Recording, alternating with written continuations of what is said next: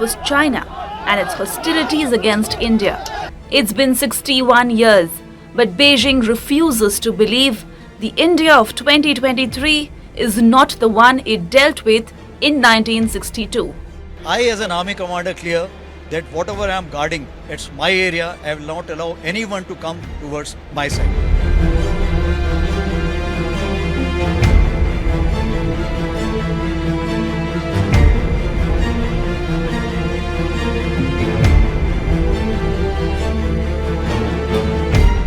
आपकी असली सफलता तो यह है कि इतने दुष्कर और मुश्किल से दिखने वाले कामों को भी आपने अपनी मेहनत से बहुत आसान बना दिया है। अब देश के लोग बॉर्डर एरियाज में इंफ्रास्ट्रक्चर डेवलपमेंट को कोई बड़ी उपलब्धि नहीं बल्कि उसे नॉर्मल मानने लगे हैं।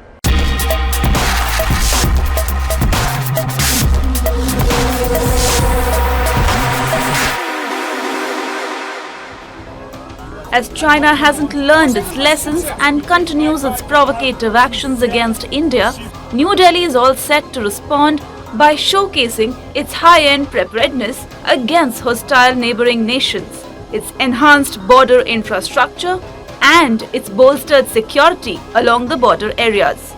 Neoma, as you know, is only 46 kilometers as the crow flies from the LAC, and it is going to be one of the highest air bases in the world.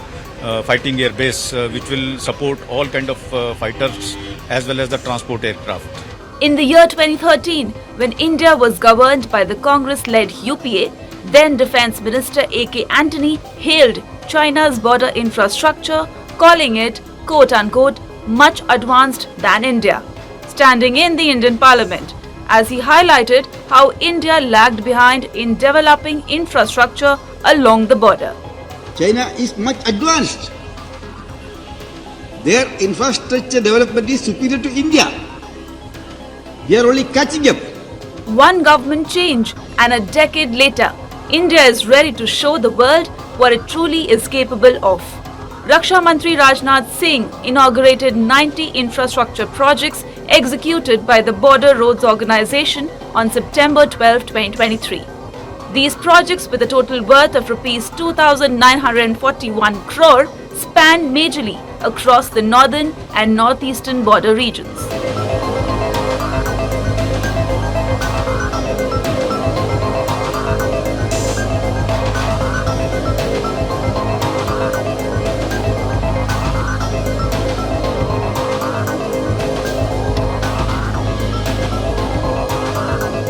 These critical projects have been strategically placed in 10 border states and union territories, playing a vital role in strengthening India's border infrastructure. The BRO completed the construction of these critical strategic projects in a record time frame, and many of these projects have been constructed in a single working season using state-of-the-art technology. You think that with this kind of infrastructure we'll be able to properly counter the threat from across the border, whether it's from China or whether it's from Pakistan? Definitely. There's no question that we are going to be lagging behind in any of our infrastructure preparedness along the northern border especially. And we are accelerating our pace of works all along these borders since last 3 years. After his arrival in Jammu, Raksha Mantri flew to Samba to inaugurate the state-of-the-art and 422.9-meter Devak Bridge. This bridge holds immense strategic importance for Indian Defence Forces, facilitating the rapid deployment of troops, heavy equipment and mechanized vehicles to forward areas. Additionally, it will contribute to the socio-economic development of the region. पहली बार रक्षा मंत्री Jammu reason में आ रहे हैं। इसके साथ साथ 74 और project होंगे जो बहुत महत्वपूर्ण होंगे। 2 उसमें हवाई पट्टियां होंगी और बाकी बड़े बड़े प्रोजेक्ट्स हैं, टनल्स और सड़कें, ब्रिजेस हैं। पूरे हमारे जो नॉर्दर्न बॉर्डर्स पे और वेस्टर्न बॉर्डर्स पे जो हम बना रहे हैं उनको देश को समर्पित करेंगे हमारे जो सम्मानीय रक्षा मंत्री महोदय। Another key infrastructure project inaugurated was the 500-meter-long Nechifu tunnel on the Balipara-Chardwar Tawang road in Arunachal Pradesh. This tunnel, along with the under-construction Sela tunnel, will provide all-weather connectivity to the strategically vital Tawang region. benefiting both the armed forces deployed in the area and tourists visiting the pristine Tawang. Defence Minister also carried out the e-Shilanyas of Neoma airfield to be constructed in Ladakh. Yes, Neoma is going to be a game changer especially for the Air Force, to give them strategic reach and extension into the adversary. Neoma is situated at a high altitude location boasting an elevation of 13,000 feet above sea level. This poses unique challenges for aviation due to the lower air density and reduced oxygen levels at such heights. It holds immense strategic importance as it is located a mere 46 kilometers away from the line of actual control in eastern Ladakh, and it stands as the closest airbase to China. This proximity allows for swift and efficient transportation of both personnel and essential supplies, making it a crucial hub for mobility in the region. The BRO recently completed the construction of the Umlingla Pass in Ladakh at an altitude of over 19,000 feet. It is the highest motorable road between Chisumle and Demchok. We just constructed completion of Umlingla Pass, that is the highest motorable road between Chisumle and Demchok. The border is fuzzy with both sides claiming territory that is in the other's control. India claims some 45,000 square kilometers of territory in Aksai Chin in the western sector of the border, which China occupied in the 1962 war, while Beijing claims an area of around 90,000 square kilometers, roughly coinciding with the state of Arunachal Pradesh in the eastern sector.